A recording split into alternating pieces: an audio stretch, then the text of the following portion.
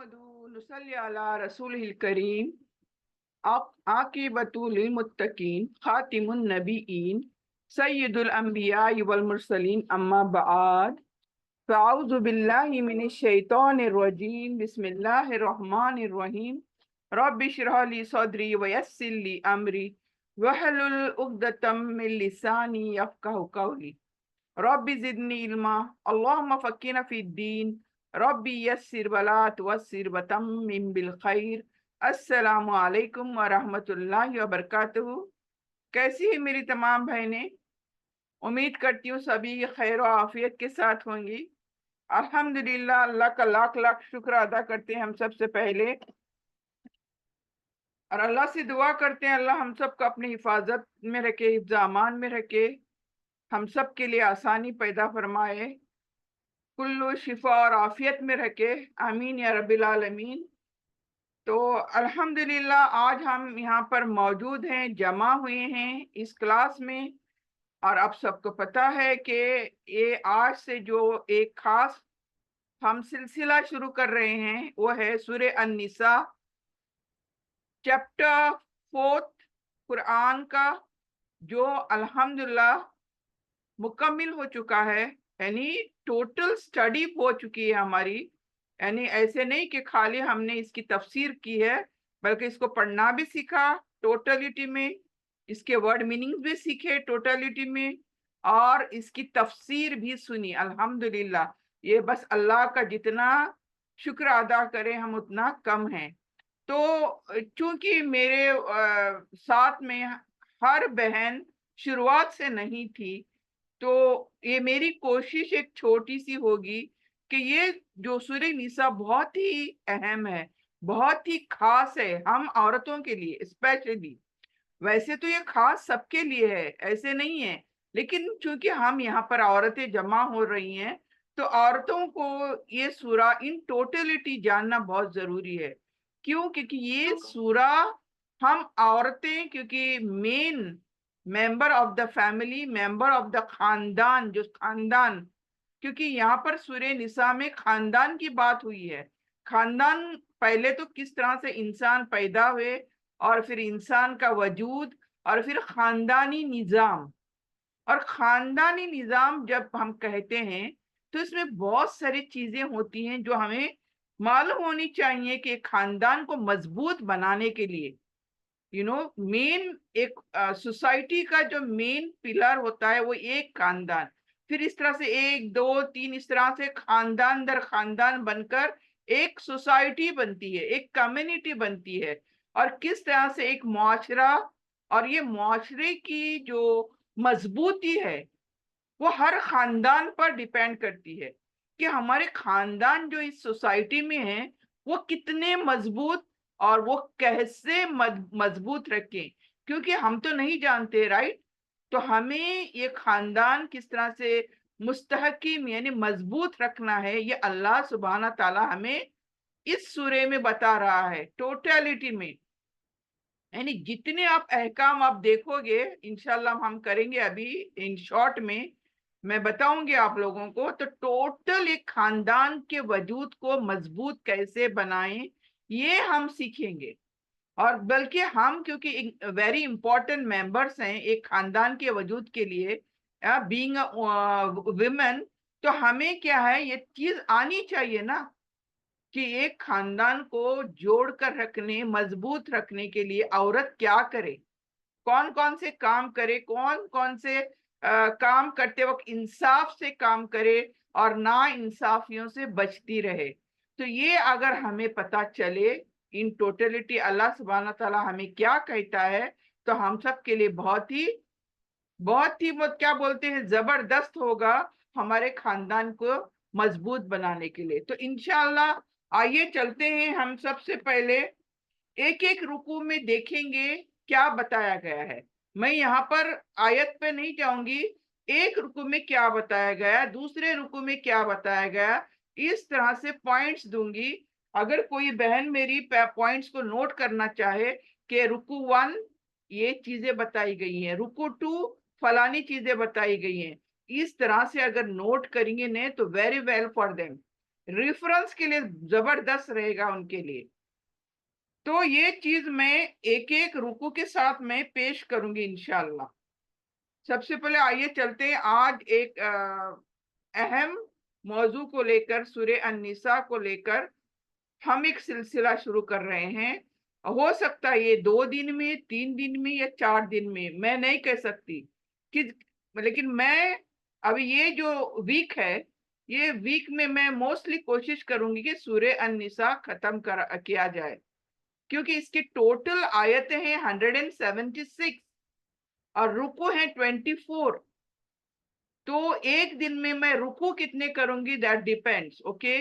क्योंकि 24 है तो मेरा अनुमान है कि एटलीस्ट 3 डेज में मैं कंप्लीट कर पाऊं, यानी एक दिन में 10 रुकू एटलीस्ट कंप्लीट कर पाऊं इंशाल्लाह। क्योंकि मैंने यहाँ पर कैलकुलेशन नहीं किया है टाइमिंग का। तो आइए चलते हैं, देर ना करते हुए, वक्त को जाया ना करते हुए ये सिलसिला शुरू करते हैं एक आयत की तिलावत करते हुए। अऊज़ु बिल्लाहि मिनश शैतानिर रजीम, बिस्मिल्लाहिर रहमानिर रहीम। या अय्युहन्नासुत्तकू रब्बकुमुल्लज़ी खलक़कुम मिन नफ्सिन वाहिदा मिन नफ्सिन वाहिदतिन व खलक़ मिनहा ज़ौजहा वबस्स मिनहुमा रिजालन कसीरन व निसा वत्तकुल्लाह अल्लज़ी तसाअलून बिही वल-अरहाम इन्नल्लाह कान अलैकुम रकीबा। सदक़ल्लाहुल अज़ीम। तो आइए हम शुरू करते हैं पहली आयत से, यानी रुकू पहले फर्स्ट रुकू में हम देखेंगे। पहले यहाँ पर एक समराइज्ड वे में मैं बताऊंगी थोड़ा, और फिर आयत वाइज क्या बताया अल्लाह ने वो देखूंगी मैं। तो समराइज भी ये है कि यहाँ पर खानदानी निजाम बताया गया है। इस सूरे के अंदर एक खानदान की मजबूती कैसे होनी चाहिए, फिर रिश्तेदारियां, नेचुरली एक खानदान का वजूद कैसे बनता है, उसमें तमाम माँ बाप, बेटे बेटियां, फिर उनके शादियां, तो वो बहू, फिर बच्चे, फिर पोते पोतियां, देखिए किस तरह से रिश्तेदारियां, रिश्ते, एक दूसरे का रिश्ता, ये इस सूरे के अंदर हमें देखने मिलेगा। और यतीम, तो नेचुरली इंसानी इंसान की एक एंडिंग होती है, तो हर एक को मौत का मजा चखना है। तो ये भी एक सच्चाई है, हक बात है जो हमारे साथ होनी है। तो नेचुरली फिर क्या है, यतीम भी पैदा होंगे, जिनके वारिस मर जाएंगे, तो नेचुरली यतीम भी यहाँ पर एक खानदान के अंदर मौजूद होंगे। उनके हकूक की बात की गई है यतीमों की। फिर अल्लाह ताला तमाम इंसानों को याद क्या दिलाता है इस सूरे के अंदर, कि वो एक नफ्स से पैदा किया गया है। यानी एक नफ्स कौन, आदम अलैहिस्सलाम, और उसके बाद हम तमाम इंसानों का वजूद वो एक नफ्स के साथ, यानी पहले पैदा जो किया अल्लाह ने आदम अलैहिस्सलाम को, और उन्हीं के पीठ से हम तमाम इंसान पैदा हो गए। तो ये भी अल्लाह ताला यहाँ पर क्या बताता है कि तुम एक नफ्स से पैदा हुए हो, यानी तुम्हारे माँ बाप, सब तमाम इंसानों के माँ बाप एक ही हैं। हाँ, तो हमारे यहाँ पर क्या है, ऊंच नीच नहीं होनी चाहिए, एक कास्ट सिस्टम नहीं होनी चाहिए। ये बताने का मकसद क्या है कि हमें कोई भी सुपीरियर नहीं है, न कोई इन्फेरियर है। सबके माँ बाप एक ही हैं, हम उनकी औलाद हैं, आदम और हवा अलैहिस्सलाम दोनों की औलाद हम हैं, ये अल्लाह ने बता दिया यहाँ पर। So there should be no any difference हमारे अंदर, कोई छोटा बड़ा नहीं, कोई अमीर गरीब नहीं, कोई ऊंच नीच नहीं। ये तमाम चीजें अल्लाह ने इन शॉर्ट में इस सूरे के अंदर हम सबको बता दिया। क्यों, अल्लाह ने जो भी नाजिल किया है हमें अब तक नहीं पता, लेकिन अभी अल्लाह इन सूरों में बता रहा है, धीरे धीरे एक एक चीज को नाजिल कर रहा है, ताकि हमारा खानदानी निजाम किस तरह से मजबूत होना है, ये तमाम डिटेल स्टडी डिटेल स्टोरी अल्लाह ने यहाँ पर दी हुई है। और रिश्तेदारों का एहतराम हमें किस तरह से करना है, हाउ टू रिस्पेक्ट, हमारे रिश्तेदार जितने हैं उनको रिस्पेक्ट कैसे करना है। और इस रुकू में हमें ये भी पता चलेगा कि यतीमों के माल के बारे में क्यों, किस तरह से हमें उनके माल को सिक्योर रखना है। हाउ वी आर रिस्पॉन्सिबल, एक खानदान किस तरह से रिस्पॉन्सिबिलिटी उठाए यतीमों की और उनके माल की, इसकी भी अल्लाह ताला ने यहाँ पर डिटेल स्टडी दी है। और अल्लाह ने सख्त ताकीद की गई है, यानी इंसाफ करने के लिए यतीमों के साथ। और वालिदैन को हुक्म दिया अल्लाह ने कि यतीमों के साथ क्या करें, इंसाफ करें और इनके माल को कभी भी जाया ना करें। यानी अमानत में खयानत कभी भी हमें नहीं करने की यहाँ ने अल्लाह ने अलर्ट किया है, वार्निंग दी है इन शॉर्ट अल्लाह ने। यहाँ पर हम आगे जाकर देखेंगे इंशाल्लाह। तो मजीद ये यहाँ पर और क्या बताया अल्लाह ने, निकाह किस तरह से होना चाहिए, निकाह महर वगैरह, और विरासत के मामले बताया अल्लाह ने इस रुकू के अंदर। और खास अदल और इंसाफ, जो कुछ अल्लाह ताला ने यहाँ पर तरीके बताए उस तरीकों को फुलफिल करने के लिए अल्लाह ताला ने अदल और इंसाफ किस तरह से कायम करना है, अदल के साथ तमाम चीजें किस तरह से फुलफिल करनी है, यह अल्लाह ताला ने जोर दिया है इस पर, इन बातों पर। ताकि वाई इंसाफ, अदल इंसाफ क्यों, ताकि हमारा जो मुआशरा है, ये मुआशरा जिसमें हम एक, हमारा एक खानदान है, ऐसे कितने खानदान है, तो तमाम खानदान मिलकर एक मुआशरा बना है, एक कम्युनिटी। तो ये मुआशरे में क्या होना चाहिए, अमन होना चाहिए, अमन इंसाफ कायम रहना चाहिए ये मुआशरे के अंदर, so that to get a successful मुआशरा, successful community. अगर ये दो चीजें नहीं है किसी मुआशरे के अंदर, क्या, इंसाफ, अदलो इंसाफ, ये अगर नहीं है, अमन और चैन किसी मुआशरे में नहीं है, तो ये मुआशरे को हम क्या कह सकते हैं, हाँ, तो ये कितना वीक मुआशरा होगा और कितना खराब मुआशरा होगा, ये हम अंदाजा कर सकते हैं। और अल्लाह ताला ने यहाँ पर इस मुआशरे के अंदर जो बहुत ही कमजोर तबका जिसको समझा जाता है वो है औरतें। औरतों को शुरू दुनिया से लेकर आज तक भी और कयामत तक भी, कुरान के होते हुए भी हमें कमजोर समझा जाता है औरतों को। और ये अल्लाह ताला ने पूरी कोशिश करी है कि हमारे औरतों की इज्जत कैसे, हमारी औरतों की हिफाजत कैसे करे, महफूज कैसे रखे, हमारे हकूक, हमारे हक कैसे दिलाएं, इसका, औरतों का एहतराम कैसे करें, इन तमाम चीजों के बारे में अल्लाह ताला ने यहाँ पर डिटेल स्टडी दी है इसी सूरे के अंदर। हमारे हक महर कैसे देने चाहिए, फिर हमारे तमाम हकूक किस तरह से अदा करने चाहिए, हमारा एहतराम किस तरह से करना चाहिए, ये तमाम चीजें दी गई हैं। आप क्या कहते हैं, बदकिस्मत हैं हम कि हमारे मुआशरे में ये दीन, ये कुरान सिखाया नहीं, न सुनाया गया है। तो ये अगर डिटेल स्टडी अगर कोई मुआशरा करता है, तो मैं नहीं कहती कि इतना जानने के बावजूद कोई नाइंसाफी करेगा। ये खानदान के जो रिश्ते हैं और उसमें से जो विकेट जो रिश्ता है एक औरत का, औरत के साथ कभी नाइंसाफी हो, ये कभी सोच भी नहीं सकते हम। ये इसलिए हो रही है हमारे मुआशरे के अंदर तमाम चीजें, क्योंकि हमें पता ही नहीं है, हमारे पास इल्म आने के बावजूद इल्म नहीं है कि अल्लाह सुब्हाना ताला ने किस तरह से चीजें, अहकाम, ऑर्डर्स पास किए हैं कि ये करो ये ना करो। डिटेल में आप देखोगे अभी आगे जाकर अल्लाह ताला ने इसी सूरे में कितनी सारी खानदानी चीजें बताई हैं, खानदान को सक्सेस कैसे बनाया जाए, ये तमाम चीजें यहाँ पर बताई हैं अल्लाह ताला ने। खुलासा ये कि यहाँ पर मेनली हमें रिश्तेदारियां मिलेंगी, यतीम मिलेंगे, औरतों के बारे में मालूम होगा, और विरासत, यानी मरने के बाद जो माल दुनिया में हम छोड़ कर जाते हैं उनको क्या करें, उनके साथ क्या करें, उनके साथ मामला कैसा करें, ये तमाम चीजें हमें इस सूरे में मिलने वाली हैं। सबसे मेनली ہر بار ہمیں انصاف اور تقوی، یہ بیسک فاؤنڈیشن بتائی گئی ہے. یہ تمام آرڈرز کو فلفل کرنے کے لیے انصاف نمبر 1 اینڈ تقوی یعنی اللہ کا ڈر، اللہ کا خوف، یہ دو چیزوں کو بنیاد بیسک نیڈس بتایا ہے اللہ تعالیٰ نے.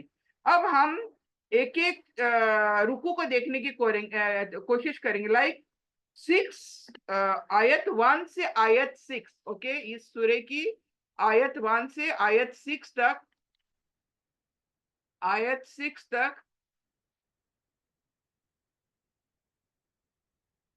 یہاں تک آیت 6 تک ہم کیا کیا دیکھیں گے. سب سے پہلے ہم دیکھیں گے رشتہ داری کا احترام بتایا ہے. سب سے پہلے جو سٹارٹنگ ہو رہا ہے یہ سورہ، رشتے اور ان کی رسپیکٹ، کس طرح سے عزت کرنی چاہیے رشتہ داروں کی، یہ یہاں پر دکھایا گیا ہے. لائک اللہ کہتا ہے تمام انسان ایک ہی نفس یعنی حضرت آدم علیہ السلام سے پیدا ہوئے ہیں، لہذا رشتہ داروں کے حقوق کا خیال رکھنا ضروری ہے. اب یہ کیوں بتایا اللہ تعالیٰ نے کہ ایک ہی نفس سے پیدا کیا؟ بتانے کا مقصد یہ ہے کہ ہم سب ایک ہیں، ہم میں سے کوئی چھوٹا بڑا نہیں، کوئی پیور امپیور نہیں، یعنی کوئی کاسٹ سسٹم، جو بھی دنیا میں ہو رہا ہے اسٹیٹس، مال کے بل پر، پراپرٹیز کے بل پر جو اسٹیٹس قائم کر رہے ہیں ہمیں، یہ کوئی طریقہ نہیں ہے. ہم سب ایک ہیں، یہ اللہ ہمیں بتانا چاہتا ہے شروعات میں کہ تم ایک ماں باپ سے پیدا کیے گئے ہو، تو you are all together, all one. اور پھر دوسرا یہاں پر پوائنٹ یہ ملتا ہے یتیموں کے حقوق. سب سے پہلے اللہ یہاں پر یتیم کے بارے میں بات کرتا ہے. کیوں؟ یہی طبقہ ہے جس کو ہم کیا کرتے ہیں، ہم رسپیکٹ نہیں کرتے. یہی جو یتیم ہوتے ہیں، دیکھیں ہر گھر میں یتیم ہوتے ہیں، مرنا سب کو ہے، موت ہر کسی کو ہے، ہر ایک زندہ شے کو موت کا مزہ چکھنا ہے.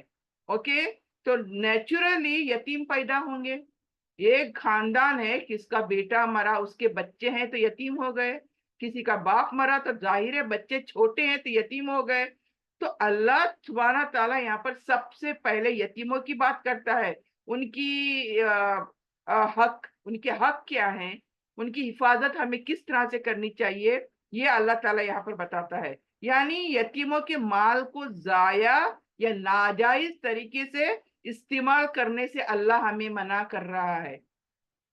یہ کیوں کہہ رہا ہے اللہ تعالیٰ؟ ہم جانتے ہیں جب کسی خاندان میں کسی کا بیٹا یا کسی کے بیٹا مرتا ہے تو ظاہر ہے اس کی شادی ہوئی ہوتی ہے تو اولاد ہوتی ہے اس کی، تو جو یتیم ہوتی ہے. اور جب ایسا کبھی ہوتا ہے ایک خاندان کے اندر تو یتیموں کا کیا حال کرتے ہیں ہم لوگ سبھی جانتے ہیں، یہ مجھے بتانے کی ضرورت نہیں ہے. یتیم ڈیگریڈڈ، ایک دم ان کو غلام بنا کر چھوڑتے ہیں ہم لوگ. ان کو صحیح سے ڈھنگ سے اسکولز میں نہیں بھیجتے، ان سے گھروں کا کام لیتے ہیں، ان کو ان شارٹ غلام بنا دیتے ہیں. پھر ان کو ان کے مال کا تو کیا ہی سوچنا، مال کے بارے میں کیا کیوں سوچے کوئی، ان کو بس 2 وقت کی کسی طرح روٹی دے دلا کر بڑا کر دو بس. تو یہ ہر خاندان کی بات نہیں کرتی ہوں میں، لیکن عموماً ہمارے معاشرے کے اندر یہ چیز ہوتی ہے، کوئی یتیم کے سر پر ہاتھ رکھنے والا نہیں ملتا ہے. اسی لیے اللہ نے سب سے پہلے یتیموں کی بات چھیڑی ہے اس سورے کے اندر. اور اللہ نے یہی کہا کہ ان کے مال کو، ظاہر ہے جس کا باپ اگر انتقال ہوا تو ظاہر ہے اس کا مال ہے، پراپرٹی ہے، گھر دار ہے، کھیت کھلیان ہوتے، جو کچھ بھی ایبلٹی جتنی تھی اس مرنے والے کی، وہ مال تو یتیموں کا تھا. یتیموں کا مال اللہ کہتا ہے ناجائز طریقے سے تم نہیں کھانا، ان کی امانتوں میں خیانت تم نہیں کرنا. اللہ یہاں پر الرٹ کر رہا ہے، وارن کر رہا ہے، اور ان کے مال میں خیانت نہ کریں. اور پھر ان کے مال کو ان کے بالغ ہونے پر کس طرح سے لوٹا دے، ان فرنٹ آف وٹنسز، گواہوں کے سامنے ان کے مال کو ان کو لوٹانا چاہیے. جب وہ اولاد، یتیم اولاد بالغ ہو جاتی ہے اور وہ ایبل ہو جاتی ہے اپنے مال کو سنبھالنے کے لیے، تب ان کا مال پورا کے پورا ان کو لوٹا دینا چاہیے. یہ اللہ تعالیٰ نے اس آیت میں بیان کیا ہے. اور پھر تھرڈ یہاں پر پوائنٹ یہ ملتا ہے عورتوں کے حقوق. اب عورت جو کمزور طبقہ ہے معاشرے کا، سب جانتے ہیں ہم عورت کی کیا عزت ہے آج بھی سماج میں، جبکہ اسلام نے سب سے زیادہ احترام رسپیکٹ جو ہے وہ اسلام نے دیا ہے عورتوں کو. لیکن اس دنیا والوں نے کیا کیا ہے، یہ چیز بلکہ سرے سے اوائڈ کیا ہے. عورت کو ایک دم کمزور طبقہ، ایک وکٹ پرسن بنا کے چھوڑ دیا ہے، جبکہ اسلام نے پوری پوری عزت، پوری تحفظ، پورے حقوق اسلام نے دی ہیں عورتوں کو. کسی اور ریلیجن میں یہ نہیں ملے گا جو ہمارا اسلام، ہمارا اللہ ہمیں عورتوں کے بارے میں سوچتا ہے. یہاں پر اللہ عورتوں کے حقوق کی بات کر رہا ہے. کیا؟ یعنی عورتوں کو ان کا حق مہر، یعنی حق جب نکاح کرتے ہیں تو آئی تھنک ابھی تو شاید کوئی ہوش تھوڑا آ گیا ہے، لوگوں میں ایجوکیٹ ہو گئے ہیں، لیکن بہت پہلے کی بات اگر میں کروں تو عورتوں کو تو کچھ سمجھا ہی نہیں جاتا تھا. اگر مہر حق نکاح بھی کرتے تھے تو حق مہر باندھتے تو تھے، دیتے نہیں تھے، ادا نہیں کرتے تھے. اس طرح سے بہت ساری جاہل چیزیں اور کیا بولتے ہیں ناقدری، انصاف نہیں ہوتا تھا عورتوں کے ساتھ، اور کوئی پوچھنے والا نہیں تھا. سب سے پہلے تو کوئی پوچھتا نہیں تھا عورتوں کو. تو اللہ نے یہاں پر حق کے مہر کی بات کری ہے. سب سے پہلے اس کو خوش دلی سے ادا کرے، یعنی ایسے نہیں ایک بوجھ سمجھ کر نہیں. یہ عورت نکاح کے لیے آپ کو ملی ہے تو مردوں سے کہا جا رہا ہے تمہیں خوش دلی سے ان کا حق کے مہر ادا کرنا چاہیے، کہ اللہ نے ایک نعمت تمہیں دی ہے زندگی گزارنے کے لیے، زندگی کا سفر بتانے کے لیے، ایک سکسیسفل لائف جینے کے لیے عورت تمہیں نکاح میں دی ہے. تو اس کا فل احترام کرو، اس کی عزت کرو، اور اس کا حق کے مہر اس کو ٹھیک یعنی خوش دلی سے ادا کرو. اور اگر وہ اپنی مرضی سے بالفرض وہ مرد 1 لاکھ سمجھو حق کے مہر باندھ بھی دیتا ہے، چلو، لیکن بعد میں دیتے وقت اس کی کوئی مصیبت آئی، کوئی پریشانی آئی، کوئی اس کو گھاٹا ہو گیا، کچھ بھی ہو سکتا ہے، انسان کا کہہ نہیں سکتے. اگر واقعی ایسا کچھ ہوتا ہے اور وہ حق کے مہر دے نہیں پاتا ہے تو یہ عورت پر نربھر ہے. یہ عورت اگر چاہے تو خوش دلی سے اس کو معاف کر دے، یا کچھ اس میں سے معاف کر دے، یا وہ جو کچھ مرد دے سکتا ہے وہ لے لے. باندھنے کو تو باندھا، لیکن بعد میں مصیبت آ گئی تو وہ بیچارہ نہیں دے سکتا. تو عورت اس چیز کو سمجھ لے، اور عورت کو اللہ نے حق دیا ہے کہ وہ اس کو معاف بھی کر سکتی ہے یا کچھ کم زیادہ کر سکتی ہے، یہ عورت پر ہے. تو عورت کی مرضی کہ وہ اس کو واپس دے دے، اس مرد کو کچھ اس کو ضرورت ہے تو واپس دے سکتی ہے، اس کی خوشی ہے، عورت کا حق ہے یہ. تو یہ چیز اللہ نے یہاں بتائی. پھر وراثت، انصاف. وراثت آئی نیچرلی، ہم مرنے والے ہیں تو مال چھوڑ کر ہی جانے والے ہیں، لے کر تو کچھ جاتے نہیں ہیں ہم لوگ. تو نیچرلی اس مال کی، اس وراثت کی بات یہاں پر کی گئی ہے. تو یہاں پر عورتوں اور یتیموں کو وراثت میں ان کا حصہ دینے کا حکم دیا گیا ہے، جو آج نہیں ہوتا. اس دنیا میں آپ دیکھیں گے وراثت تو اللہ سبحانہ تعالیٰ نے ہم عورتوں کو، یتیموں کو دے تو دی ہے، لیکن ملتی نہیں ہے. یہ بدقسمتی ہے ہم سب کی. یہ جو اللہ تعالیٰ سے یہ ناانصافیاں جو ہم کرتے ہیں، کیونکہ یہ دیکھیں اللہ اسی وجہ سے یہ گن گن کر پوائنٹس رکھ رہا ہے یہاں پر. سب سے پہلے اللہ بات کرتا ہے عورتوں کی وراثت کی، جبکہ ہمارے معاشرے میں عورت کا نکاح ہو گیا، بس چلی گئی گھر سے، مطلب ختم، سب ختم، اس کو کچھ بھی نہیں ملتا ہے. یہ ناانصافی جو آج بدقسمتی سے ہمارے معاشرے میں ہو رہی ہے، جبکہ اللہ کہتا ہے عورتوں کو اور یتیموں کو ان کی وراثت میں حصہ دے دیا جائے. پھر اللہ تعالیٰ نیکسٹ بات کرتا ہے آیت 5 میں تقوی اور انصاف کی، یعنی اللہ سے ڈرنے کی اور انصاف کرنے کی بات کرتا ہے. کیوں؟ یہ اگر آپ دنیا میں انصاف کرنا چاہتے ہو کسی بھی ڈیلنگز کے اندر، سب سے پہلے تو تقوی ہونا ضروری ہے، یعنی اللہ خوف خدا جس کو کہا جاتا ہے. اگر خوف خدا نہیں تو naturally you will do the mistakes. آپ گناہ پر گناہ کرو گے, آپ ناانصافیاں کرو گے. کیوں؟ آپ کو ڈر ہی نہیں ہے دل میں کہ کوئی پکڑے گا آپ کو, کوئی حساب کتاب کرے گا آپ کو. تو اس لیے اللہ کہتا ہے تقویٰ ہونا آپ کے دلوں میں ضروری ہے, یعنی خوف خدا کہ اللہ مجھے پوچھے گا. کسی بھی کام کو کرنے سے پہلے اگر کسی کے دل میں یہ خوف خدا ہوگا تو وہ ناانصافی کبھی بھی نہیں کرے گا. اور اس کے اللہ نے تاکید کی ہے کہ تمہیں انصاف پر چلنا چاہیے, ہر بات میں انصاف کرنا چاہیے, ہر معاملے میں اللہ سے ڈرنا چاہیے اور انصاف قائم کرنا چاہیے. ضروری ہے, چاہے وہ رشتے دار ہوں یا یتیم ہوں.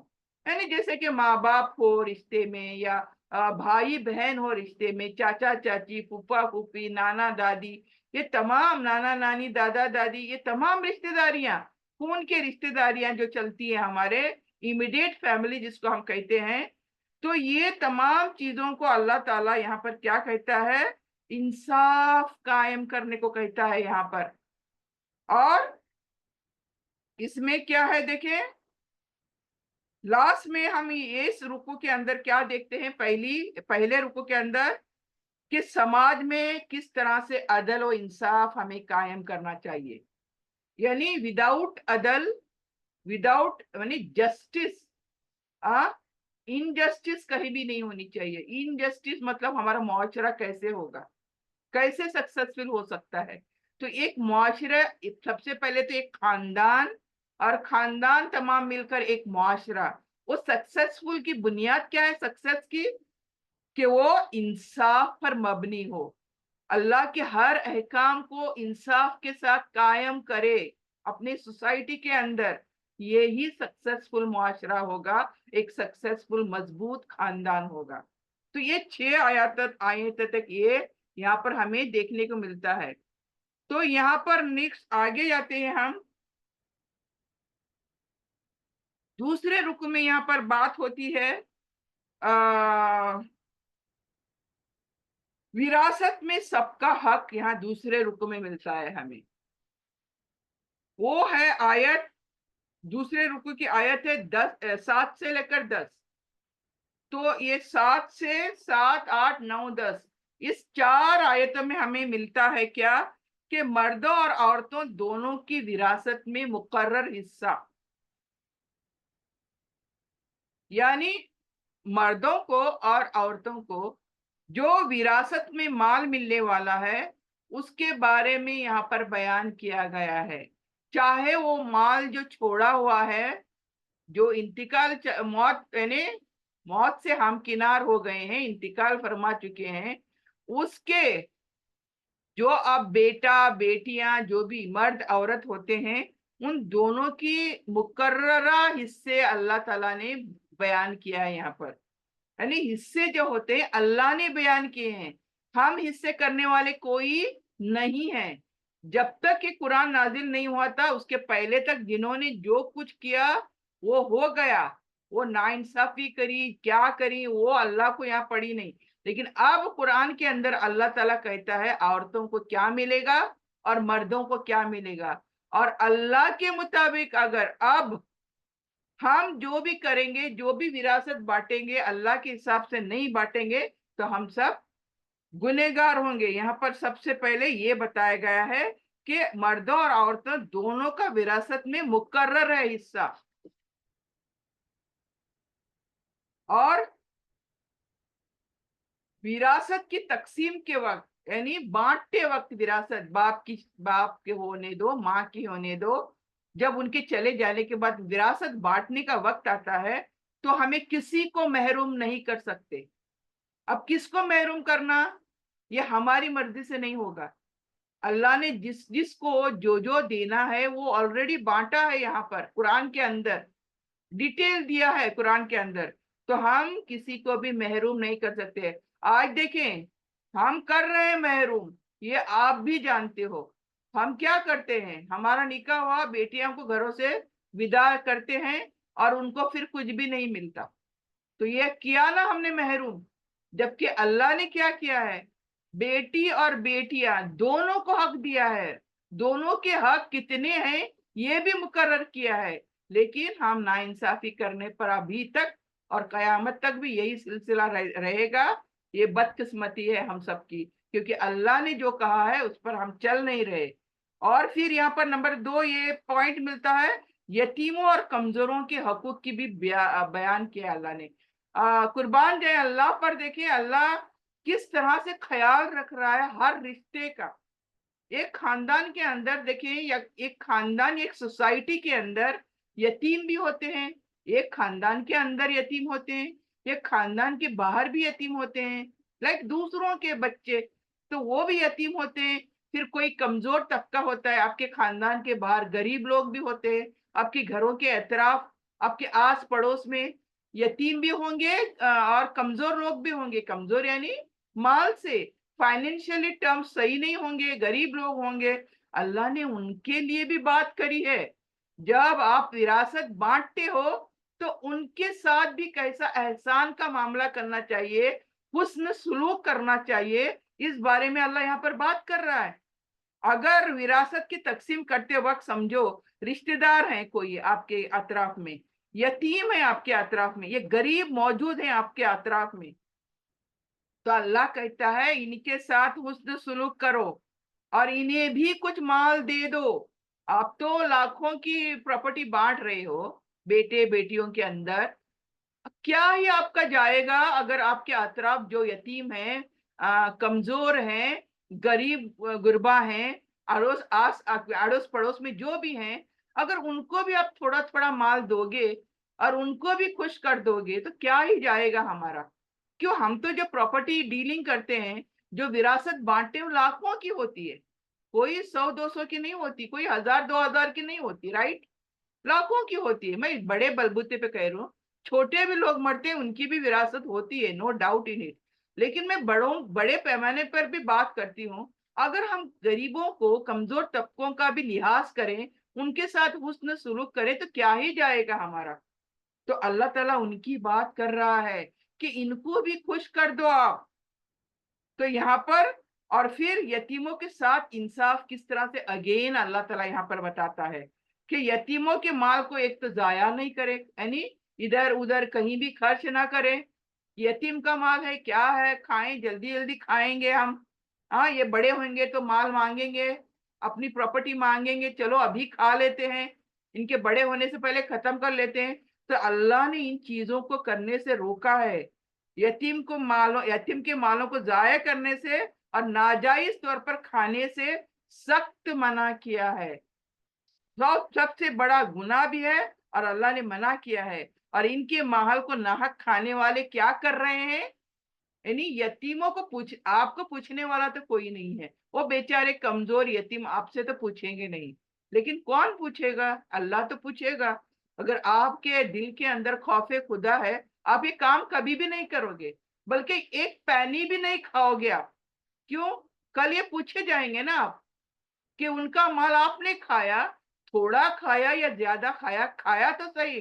تو اللہ کہتا ہے ایسا کرنے والے، یتیموں کا مال کھانے والے اپنے پیٹ میں آگ بھر رہے ہیں. اور کیا چاہیے سننے کو ہمیں؟ تو ہمیں باز آنا چاہیے ایسے حرکتیں کرتے ہوئے. دوسرا چوتھا پوائنٹ یہاں پر مل رہا ہے تقوی کی اہمیت، یعنی وائی وی شوڈ فیئر اللہ. ہمیں خوف خدا کیوں ہونا چاہیے؟ دیکھیں اگر خوف خدا نہیں ہوگا تو وراثت کی تقسیم میں گڑبڑ کر دیں گے ہم، رائٹ؟ اس کو زیادہ اس کو کم چلتا ہے، کون پوچھتا ہے؟ وہ غریب ہے بیچارہ، وہ تھوڑی پوچھے گا. ہاں کوئی پاورفل ہے، جس کی لاٹھی اس کی بھینس، جو پاورفل ہے وہ زیادہ مال لے جائے گا وراثت کا، اور جو کمزور طبقہ ہے، عورتیں ہیں، جو بھی ہیں، وہ بیچاری منہ کھولیں گے نہیں، پوچھیں گے نہیں، تو ان کے ساتھ ناانصافی کرو گے. لیکن جس کے اندر خوف خدا ہوگا وہ کبھی بھی یہ گڑبڑی نہیں کریں گے. اس لیے اللہ کیا کہتا ہے؟ وراثت کی تقسیم کے وقت، یتیموں کے حق ادا کرنے کے وقت، اور معاشرتی معاملات جو ہیں، سوشل گراؤنڈ پہ جو بھی معاملات ہیں، اس کے لیے بے انصافی کرنے سے اللہ سے ڈرنا چاہیے، یعنی تقوی اپنے دلوں میں ہونا چاہیے. اور انصاف اور دیانتداری کے بغیر انجام سخت ہوگا. اگر تم انصاف نہیں کرو گے اور تم ایمانداری سے کام نہیں کرو گے تو اللہ کہتا ہے انجام بہت ہی سخت ہوگا آپ کا. تو یہ جو رکوع ہے اس میں کیا ہے؟ وراثت کی بات ہوتی ہے، یتیموں اور غریبوں کے حق کی بات ہوتی ہے، اس پر ہی زور دیا گیا ہے. اور ان کے ساتھ انصاف اور رحم کا معاملہ کرنے کی اللہ تعالیٰ یہاں پر بتاتا ہے. یہاں پر رکوع 3 یہ ہو گیا. رکوع 2 جس میں ہم نے دیکھا یتیم اور ان کے وراثت کی بات دیکھے کہ کس طرح سے ہم انصاف کے ساتھ چلیں. رکوع 3 دیکھیں گے ابھی ہم. 2 رکوع کمپلیٹ ہوئے. ابھی رکوع 3 میں کیا ہے دیکھیں. وہاں پر بھی رکوع 3 میں 11 سے لے کے 14 میں اللہ تعالیٰ کیا بتاتا ہے دیکھیں. رکوع 3 میں وراثت کیا ہے.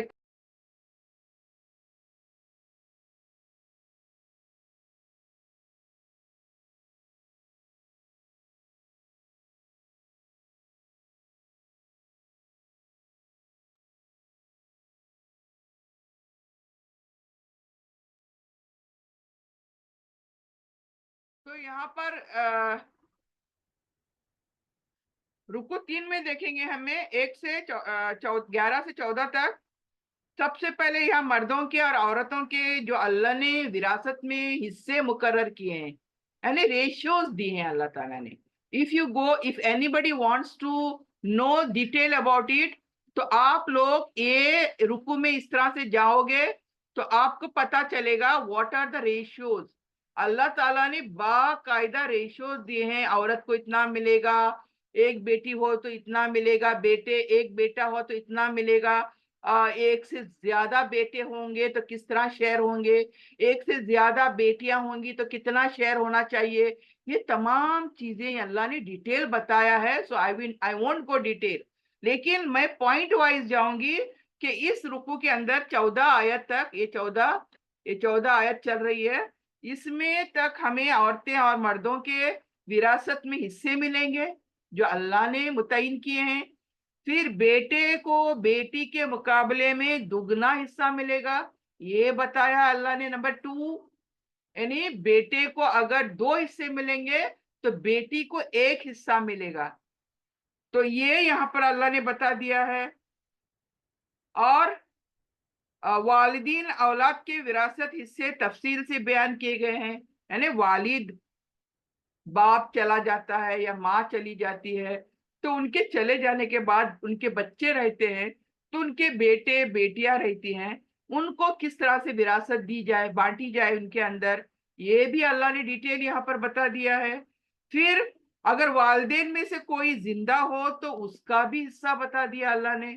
لائک باپ چلا گیا تو ماں ہوتی ہے اور بچے ہوتے ہیں تو ہم کیا کرتے ہیں، بچوں میں ہی بانٹ دیتے ہیں. ماں کہاں جائے بیچاری، یہ ہوتا ہے. دیکھیں جہالت میں یہ چیزیں ہوتی ہیں، لیکن اللہ نے یہاں پر تمام چیزیں ڈیٹیل میں دی ہیں. اگر کوئی والدین زندہ ہیں، باپ زندہ ہے، ماں مر گئی ہے تو باپ زندہ ہے، کوئی تو ایک زندہ ہوگا، تو اللہ تعالیٰ نے اس کا بھی حصہ مقرر کیا ہے کہ باپ کو اس حالت میں کتنا ملے گا، یا باپ گیا تو ماں کو کتنا ملے گا. یہ والدین کے حصے اللہ